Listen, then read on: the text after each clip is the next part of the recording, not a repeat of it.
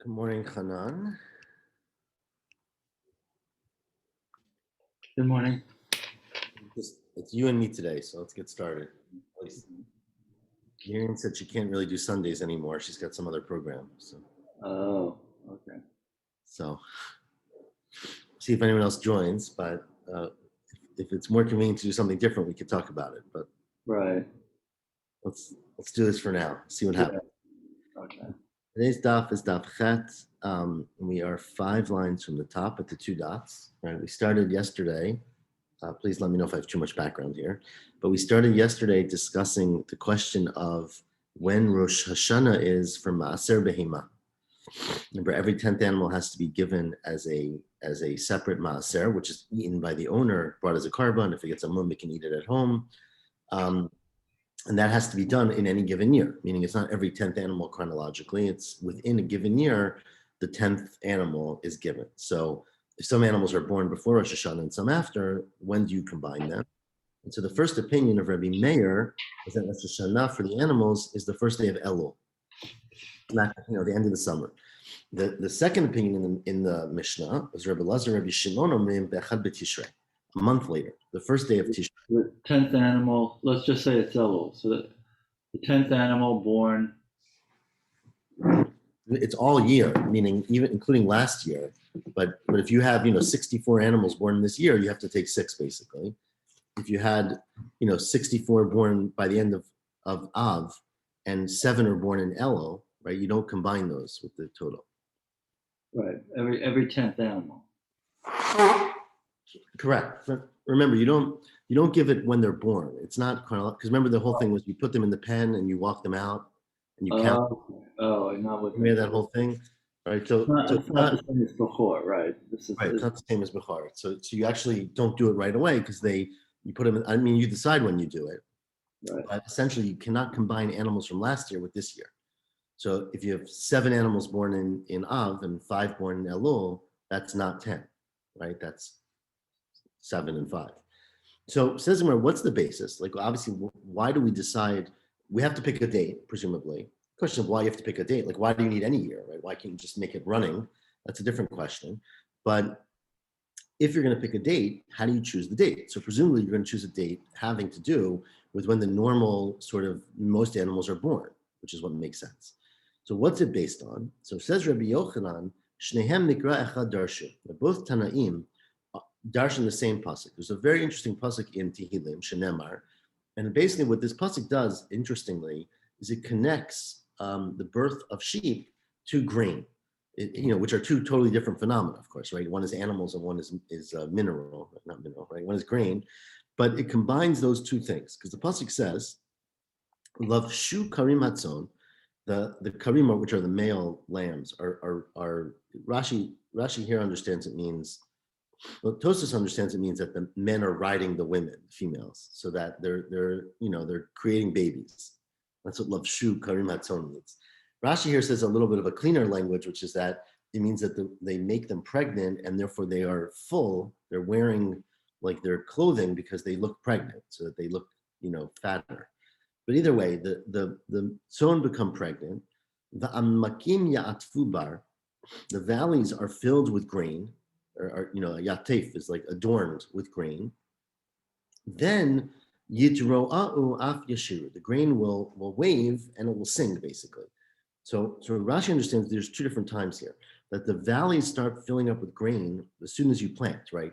Grain goes up in a matter of days to weeks. And then you start seeing basically the stubble, like the grain coming up. That's considered to happen in the month of Adar, the end of the winter, when you plant the grain. Yitra'a'u af yashiru, that the grain stalks have grown up tall enough that they blow in the wind and you get fields of grain that basically are singing because they're banging against each other. That's in Nisan. And so basically what they're going to argue is whether the time that the sheep become pregnant is in Adar or in Nisan. Does it happen when the grain is coming up or when the grain is quote unquote singing because it's already fully formed and not fully formed but up in the stalks? So Rabbi Meir reads the pasuk the following way: Imatai lavshu hakarim karim matzon. When do the sheep become pregnant? Bisman shamakim yatfu bar. the time that the valleys are filled with grain. When does grain start sprouting up in those climates? Ba'adar. So the month of Adar, which is the end of the rainy season, right? So obviously during the rainy season, you don't plant too much because the rain will drown it out. But towards the end of the rainy season, you plant the grain, and the grain starts coming up in Adar. And that's when the sheep become pregnant. Abrot ba'adar, they become pregnant in Adar. Now you recall, of course, from the Chorot, that the gestation period of small animals, of sheep, is 5 months. Okay, the of Behemat Daka was 5 months. So if they become pregnant in Adar, Yoldot Ba'av, they give birth mostly. So most of the sheep are giving birth in Av, 5 months later, right? Adar is 5 months to Av. And that, therefore, Rosh Hashanah Shalem Elu, because the majority of them are giving birth in Av, you basically make the Rosh Hashanah, when a reasonable number have given birth right afterwards. So you would make it the first day of Elul. That's the opinion of Rabbi Meir. Okay, pretty straightforward. And the Rabbi Elazar, Rabbi Shimon hold that you read the pasuk differently. In Matai lavshu karim hatzon. When do the sheep become pregnant? Bisman sheyitro'a'u af yashiru. The time where the grain is waving in the wind and singing, because it's full stalks that are banging against each other and making like a beautiful noise. In Matai shibolim, when is the grain in stalks? When do the stalks omrot shira? They sing songs. That's b'Nisan, right? Because they have to have time to grow up.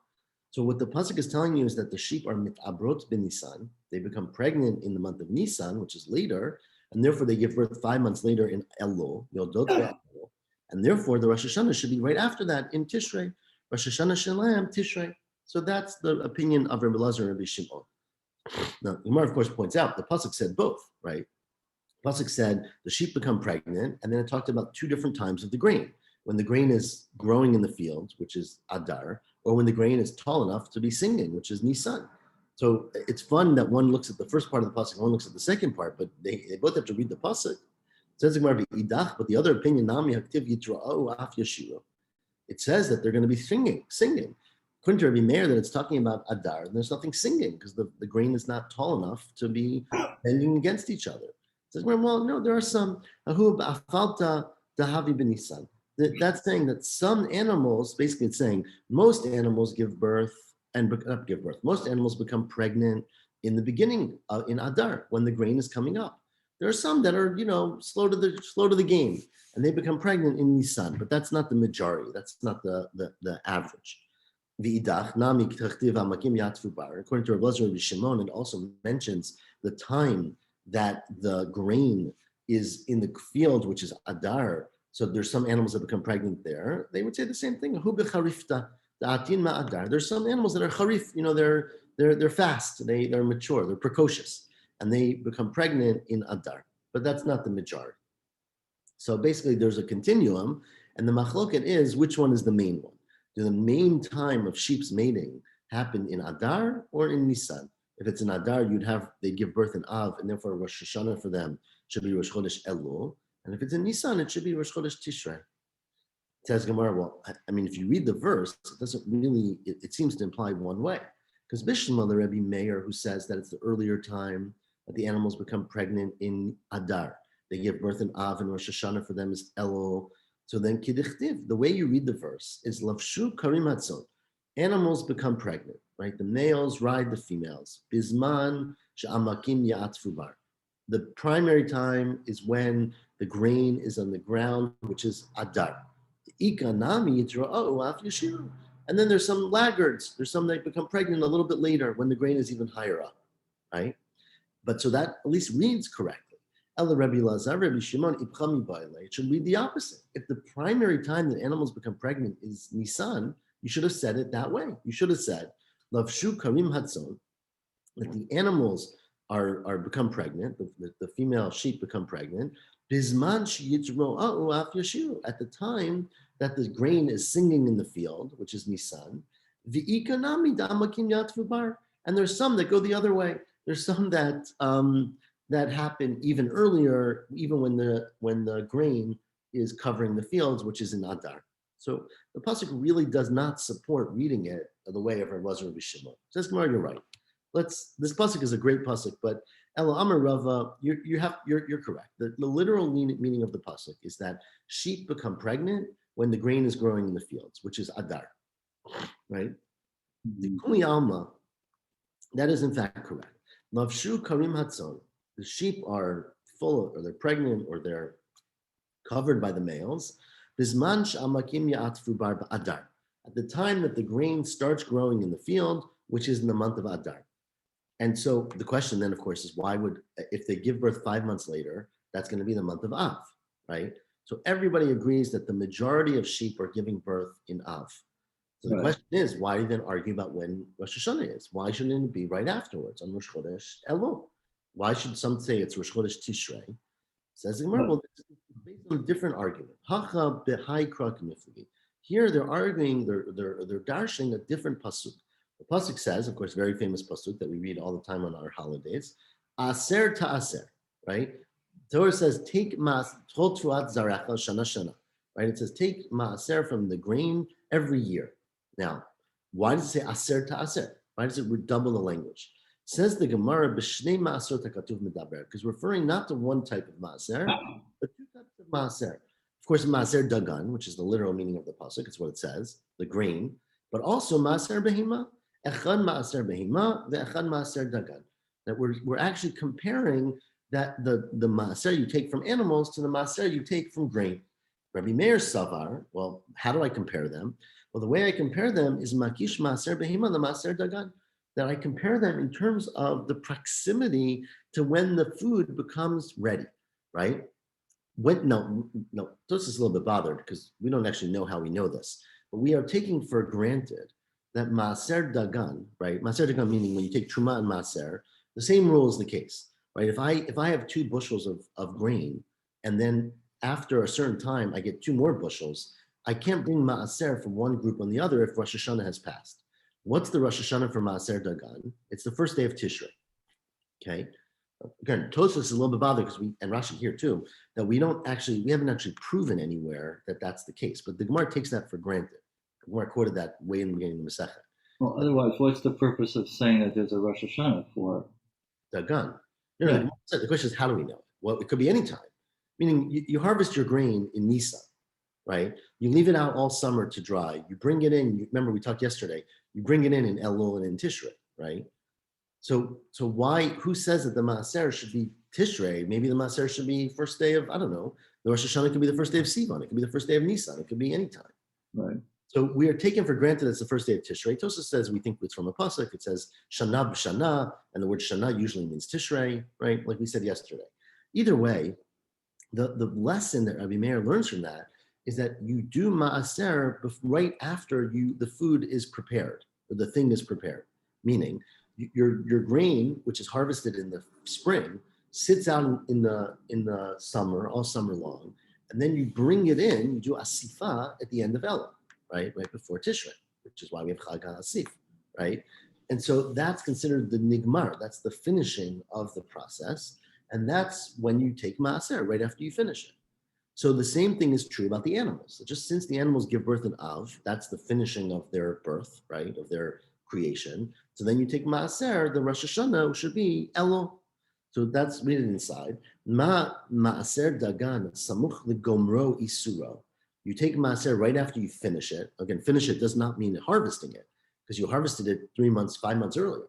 It means when you finish it, when you brought it in from the field, and you brought it in during the month of Elul, and so your Maaser time, your Rosh Hashanah time for Maaser is Rosh Chodesh Tishrei, Rosh Hashanah. So just like Maaser Dagan, Samuch Isuro, the Gomro Isuro, right when it's done is when you take Maaser. Af Maaser Behima, Samuch the Gomro Isuro. Same thing is true about the animals. The animals are born primarily in Av, and so the next Rosh Hashanah, the next Rosh Chodesh is their Rosh Hashanah. Rosh Hashanah is on Rosh Chodesh Elul. And Rabbi Lezer, Rabbi Shimon Savri, no, we compared for the date. Makish Maser Behima, the Maser Dagan. That is the same exact day. Ma Maser Dagan, Rosh Hashanah Shalot Tishrei. Just like Maser Dagan, again, for reasons that Tosfos talked about, the Rosh Hashanah of it is known to be the first day of Tishrei. Af Maser Behima, Rosh Hashanah Shalot Tishrei. The same date will apply to Maser Behima. And so it's not used as a model, it's used as a time example. Okay. So the Torah doesn't. The Maser Behemah is kind of like a drush on. It's not explicit in the Torah. I mean, It's a hekesh, The timing is not explicit. The concept is very explicit. but not in that verse. No, I agree. Earlier, the concept of Maser Behema is very explicit. Okay. So, the pasuk talks about taking the Maser of your animals. Remember, Asiri Tachat Hashevet. Remember, we darshan Okay. Okay. All right. 10th one that goes under the staff, and Okay. and the whole Mishnayot, if 9 goes out 10 and 10 goes out 9, and you count. Oh, right. Okay. We had that for a long time. It's in Bechorot, the last parak in Bechorot. Right? Anyways, continue the Mishnah. So any animal born, let's just say it's Tishrei, okay? Yeah. So any animal born from the first of Tishrei and afterwards, that's a separate category that you can't take maaser. So you can't include those animals. Correct. Maaser from the previous year. Both are true. You don't count them, meaning if you don't have 10, you don't have 10. And second, you use them. Right? I can't use the animal from the new year to count for the maaser from the last year. Right. Okay, that's true. If you don't have 10, right. Continues the Mishnah. You start the count over again. Start the count over. Correct. So if you have 8 born in a year, you don't take any maaser. Right. Maaser only starts when you get to the 10th. Right. Or 68. Same thing. Right. Continue. So in the Mishnah, the next case was Tishrei. You finally get to Tishrei. So the Mishnah said, "Echad b'Tishrei is Rosh Hashana l'shanim." It's Rosh Hashana for the years. And what does that mean, Rosh Hashana for the years? Who cares about what do years mean? It says Republic, exactly what we said in the beginning. It's l'shtarot. It's for your documents. It's not, as we had on the first page. Shtarei chov hamukdamim psulim hamucharim ksherim. Remember, if you write a shtar chov, you write, I owe you $500. I borrowed $500, and my house or my car is collateral, right? My donkey is collateral. You have to have a date. Because if I then go and sell my donkey, well, donkey's not a great example because it has to be karka. I go and sell my house, the person who buys my house, there's already a lien on it because I already I put this as collateral for a loan. And so someone who bought my house would have to give it up afterwards. They got swindled, right? So you need to know the date, and that's why you decide dates by the year is based on Tishrei. Says Gemara, well, that's a very nice thing, but remember the first Mishnah in our Masechet said the exact same thing about Nisan. It's none. Bechad ben Nisan Rosh Hashana Mulachim. We said in the first Mishnah, same Mishnah, that the first day of Nisan is Rosh Hashana for kings. And we said in the Gemara, who cares? The Mayhochata. And Rav Chisda said l'shtarot, that when you write down a document for a king, the king's years go after Nisan. So what's going on in Tishrei? You can't be the same for both. As we said earlier, lo kasha kan l'malchei Yisrael kan l'malchei umot olam. As we said earlier, it depends on whether the king is Jewish or not. If the king is Jewish, then it goes after. If the king is Jewish, it goes after Nisan. If they're not, it goes after Tishrei. Okay, and it says well, that's what our Mishnah is saying. The Rosh Hashana for kings, meaning Jewish kings, is Nisan, and for years, meaning for non-Jewish kings, is Tishrei. So well, if that's in the Mishnah, why do Rav Chisda have to tell it to us 5 days ago? Elahad Amr Rav Chisda, this that Rav Chisda said, Loshana l'malchei Yisrael v'malchei umot olam v'tishrei maninan. Rav Chisda matnitan atalash minan. Is Rav Chisda telling us the Mishnah? I mean, it doesn't make any sense. Why would Rav Chisda have to speak it out if it's clear from the Mishnah?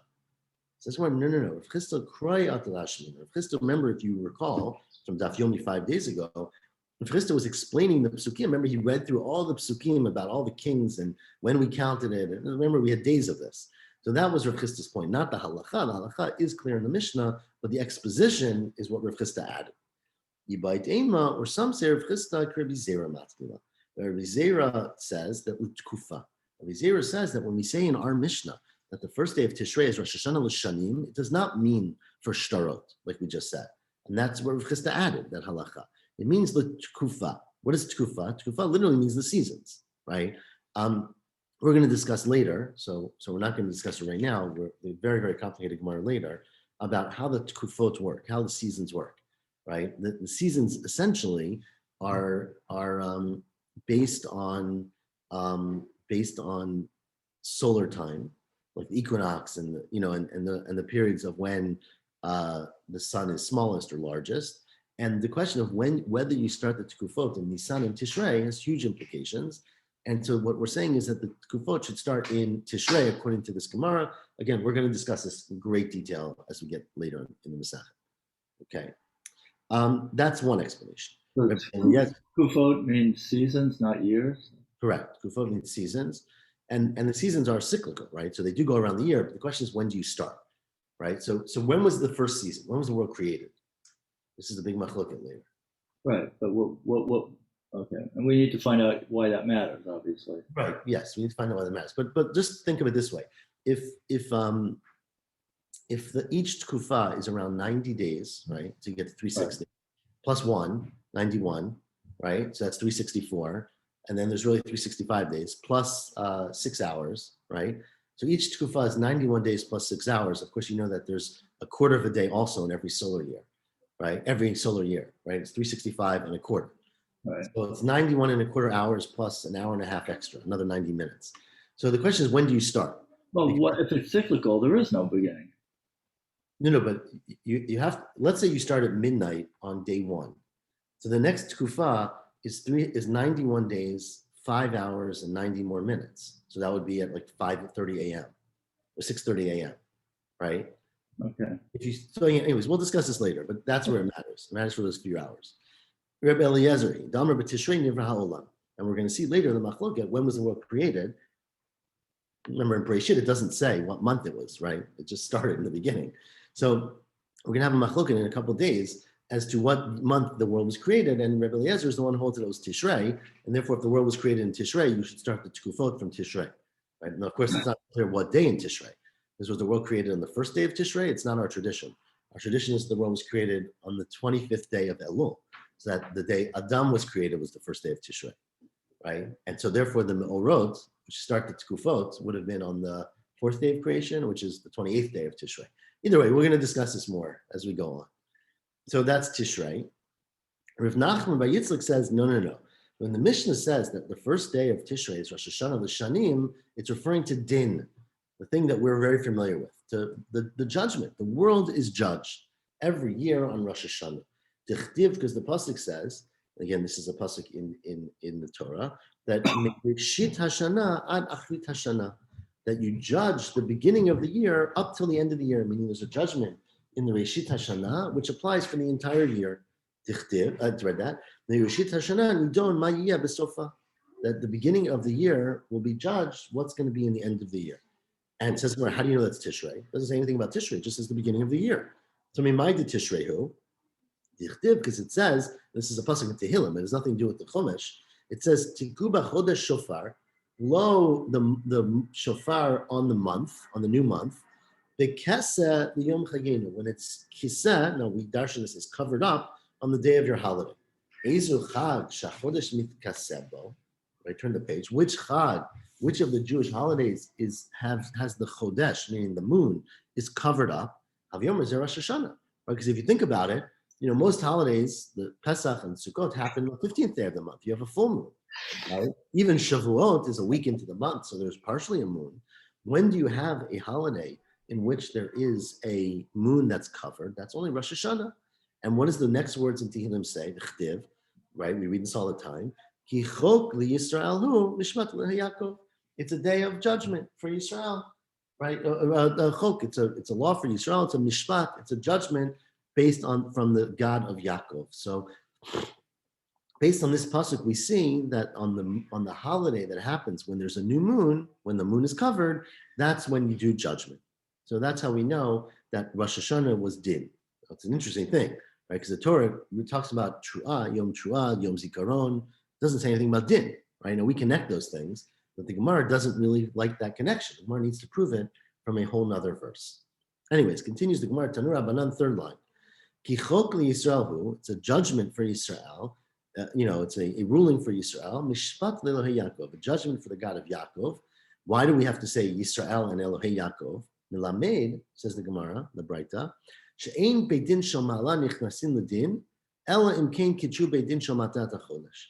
That the God's court will not sit and judge on Rosh Hashanah unless the human court said today is Rosh Hashanah. Meaning there's a dependence in the celestial level, in God's level, or in the Beit Din Shel Ma'ala level, on Bnei Yisrael, on us, because we determine when it's Rosh Hashanah. Once we determine when it's Rosh Hashanah, then it's judgment, right? But the judgment depends on first Bnei Yisrael connecting and making it Rosh Hashanah, Rosh Chodesh. Tanya Idach, there's another Braita, which derives something slightly different from the same pasuk. It says, Ki chok li Yisrael hu, meaning it's a judgment for Yisrael, ainli Ela Yisrael. From that pasuk, you only know that God judges Yisrael on Rosh Hashanah.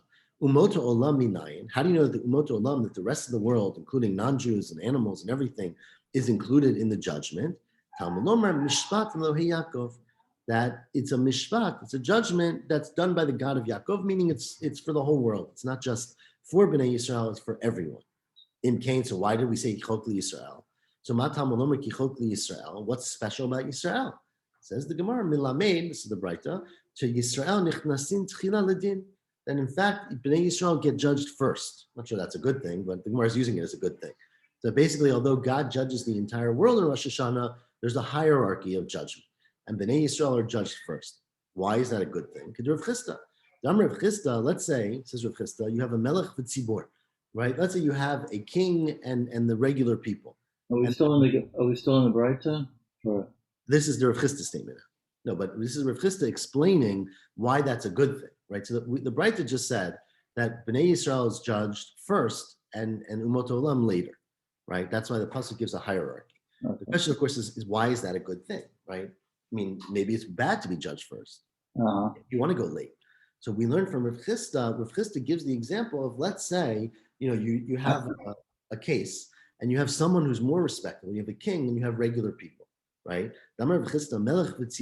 Usually, melech nichnas tchila l'din. The melech should go in first, meaning the melech gets the kavod, gets the you don't make them wait around for everyone else to get judgment. So that's the same thing true with Bnei Yisrael. Shenemar, as Shlomo said in his famous tefillah, that mishpat avdo, mishpat amo. Yes, God to do the judgment of his servant, meaning me, Shlomo, and then mishpat of my nation. So you see that the king goes first, and the same reason Bnei Yisrael goes first, it's considered to be a more respectable or a more coveted thing for them to go first. My timer, now, why? Why do you want to go first? So Ibai Dema, some say it's lavar har make a malka avroi. It's not respectable to make the king wait outside. You call everyone in, you should call in the most honored person first. Ibai Dema, some say mikame delefresh charon af. That as the day goes on, as God looks at more and more of the things that go on in the world, the anger level goes up, and so sometimes it's better to get in first before there's a greater anger of Hashem about all the different things that have gone wrong in the world. They've done studies on judges, about when judges are most lenient, and And what's the answer?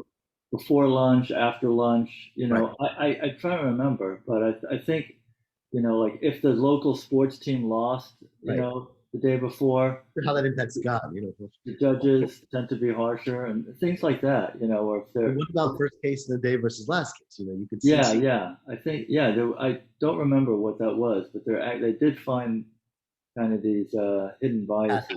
Yeah. Anyways, finally, the Mishnah continued and said that the first day of Tishrei is Rosh Hashanah Shmitin.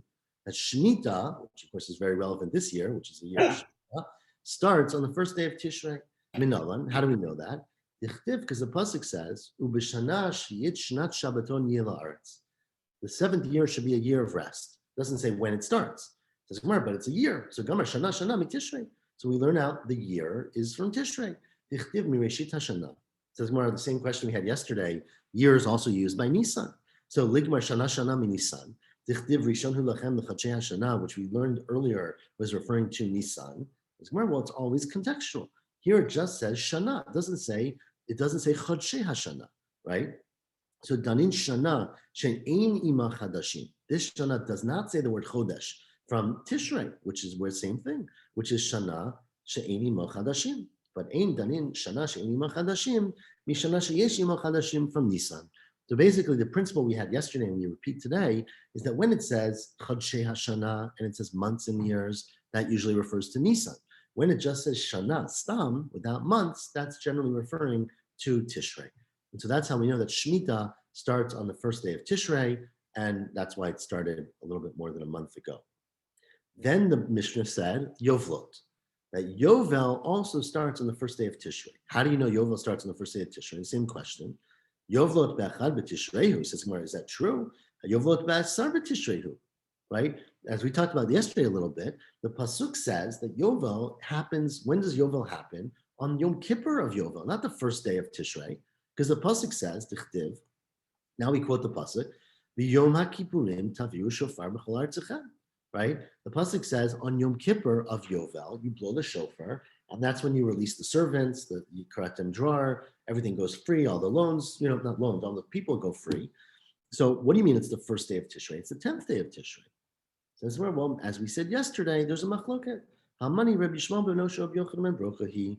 This is Rabbi Shmuel, the son of Rabbi Yochanan ben Broka, the Tanya. As the Braita says, this is the Braita, V'kidashtem et shnata chamishim shana. You should make holy the 50th year, right? Now, it says, it's very redundant, that pasuk, right? It says, shnata chamishim shana, the 50th year, right? Why do you repeat year, basically? That's one way to look at it. So, matal melomar, what is this telling you? Because look, the Torah said that you blow the shofar on Yom HaKippurim. So says the Braita, Yachol, I would have thought, Lo tehei mitkadeshet elam Yom HaKippurim ve'elech.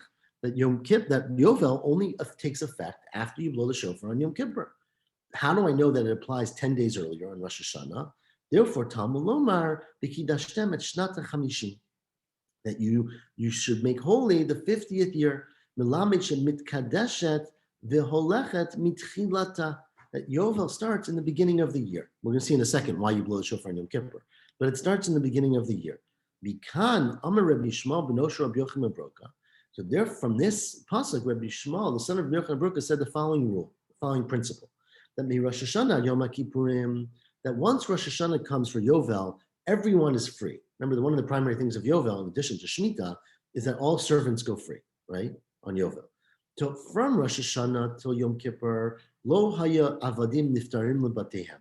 The servants would not be free to go home, because the Torah very clearly says that on Yom Kippur you blow the shofar and everyone's free to go home, right?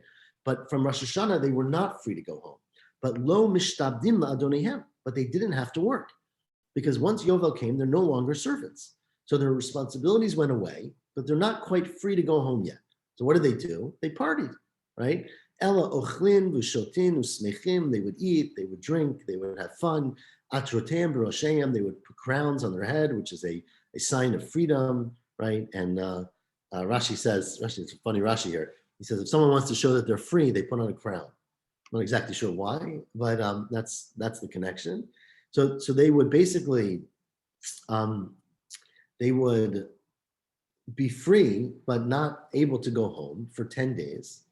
Kivan shehigia Yom HaKippurim, once the 10th day of Tishrei came, once Yom Kippur came, taku beitin b'shofar, then beitin would blow the shofar, as the pasuk says they should, and then niftaru avadim lebatehem, the servants would be free to go home to their families, v'sadot chozot lebalehem, and all the fields would go back to their original owners. Remember, if you sell a field, it's only till Yovel, everything goes back. And so that is the way Rabbi Shmuel ben Noshe Rabbi Yochanan ben Broka understood the pasuk. And when our Mishnah said that the first day of Tishrei is Rosh Hashana for Yovel, it meant that the servants are free. They just can't go home until Yom Kippur. And Rabbanan, what do the Rabbanan learn from the pasuk? The Rabbanan disagree with this. Right? The predominant opinion of the Rabbanan is that Yovel does not start until the 10th day of Tishrei. And then, in fact, they're slaves for the first 10 days. So how do they read this pasuk? They say the following: that shanim ata mekadesh, ata mekadesh chadashim. That the point of kidashtem et hashana is telling you that you can be mekadesh the years, but you cannot be mekadesh the months. What does that mean? It means, so we're gonna discuss this later, that in fact, according to this opinion, which we're gonna say later, of Rabbi Rabbi Shimon, the Beit Din is really not in charge of mekadesh the months, against everything you believe. The months are mekadesh on their own, meaning automatically, basically every month, every Rosh Chodesh is either 29 or 30 days from the previous Rosh Chodesh, right? Mm-hmm. So Right. We'll see later. We're going to discuss later this opinion. It's a few weeks from now. That again, everything we believe is, and we've said, is that Rosh Hashanah, not Rosh Hashanah, Rosh Chodesh is dependent on Beit Din. According to this opinion of Rabbi Shimon, which we're going to quote later, it doesn't matter. It really happens automatically. Beit Din is not Mekadesh Chodeshim. They're only Mekadesh Shanim. They only decide when the year starts for Yovel and for leap years. But anyways, we'll discuss this later. Tanya Edek. Now, there's one more Braita about this concept, 4 lines from the bottom. It says Yovel Hi. It is Yovel. It says where obviously he always means it, and there's something limited, it and not something else. So Matam Ulomer, what's that telling you? It says the Braita, the Fishanemar, since it says in the Pasuk, v'kidashtem et shnat chamishim, that you make holy the year of the 50th. Yachal, I would have thought, like we just said, that kishem shemitkadeshet v'holechet b'tchilata, kach mitkadeshet v'holechet b'sofa. You might think that just like Yovel has extra time beforehand, right? That meaning that the Torah says Yovel starts in Yom Kippur. We just derived that it doesn't really start in Yom Kippur. It starts Rosh Hashana, meaning 10 days earlier. So you might think that the same thing happens at the end of Yovel. At the end of Yovel, right, which ends on Rosh Hashanah of the next year, then in fact it extends till Yom Kippur. Maybe there's 10 more days of Yovel at the end. So you might think it also adds on 10 more days at the end. Don't ask me, how can you add on days? We always add on extra chol to Kodesh, meaning it's a common thing with Shabbos and with other things, right? That we add on extra days to Kodesh. So maybe we should add on extra 10 days to Yovel. Therefore, the Torah says, Talmud Omer, Yovel hi shnata chamishim. That it is the 50th year is Yovel, meaning shnata chamishim ata mekadesh, v'ata mekadesh shnat chamishim v'achat. That only the 50th year is holy, the 51st year is not Yovel. And so Yovel starts a little bit earlier, meaning instead of Yom Kippur, it starts in Rosh Hashanah, but it ends as soon as the 50th year is over, period. On Rosh Hashanah. On Rosh Hashanah, well, last day of The day before Rosh Hashanah. Right, day before Rosh Hashanah. Top line, V'Rabbanan, who disagree with this, right? How do they understand this pasuk of Yovel hi? They understand the following halacha, also very important halacha, which we're going to finish with today, which is Shnat Chamishim Atam Moneh, that you count the 50th year, Vi Atam Moneh Shnat Chamishim Achat. Tosas takes out the Vav, interestingly. Tosas says you don't count 50 years as the first year. And what does that mean? La'afuke mid Rabbi Yehuda. We're going to have the opinion over and over of Rabbi Yehuda, who says, Amar Shnat Chamishim Oleh Lekanu Lekan. That Rabbi Yehuda holds that the 50th year counts in both cycles. Remember, Rabbi Yehuda is of the opinion that it's not a 50-year cycle, it's a 49-year cycle, right? And that after you do 7 times 7, which is 49, the 50th year is Yovel, but the 50th year is also the first year of the new Shemitah cycle, right? And so therefore it's Shnat Chamishim and it's Shnat Achat. It's both year 50 and year 1 at the same time. And then you count 6 more years until the next, right? Well, 5 more years until the next Shemitah, right? Oh, According for Shemitah and Yovel. Sorry? He does that for Shemitah and Yovel. Well, Shemitah is, everyone agrees Shemitah is 7 years. But the way the Chachamim hold that you do 7 times 7, and then you have an extra year, like an extra terrestrial year. 50th year. The 50th year. Rabbi Yehuda does not agree. There's no 50th year according to Rabbi Yehuda. It's a 49-year cycle. The 50th year is also the first year of the new cycle, which obviously has huge implications in how you count years, right? Yeah. So anyways, we're going to discuss this again all much more, but that's Rabbi Yehuda's opinion. It counts for both sides. And the chiddush here is that no, Shnat Chamishim it's the 50th year, meaning it's not the 50th year and the first year of the new cycle. It's its own independent 50th year. And then the next year becomes the beginning of a new cycle. Yeah. Okay? And that's important opinion. We will keep discussing it in this Masechet, which obviously has a lot to do with the years. We will stop here. Okay? Thank you, Ellie. You're welcome. Have a good week. Okay, thank you. You too.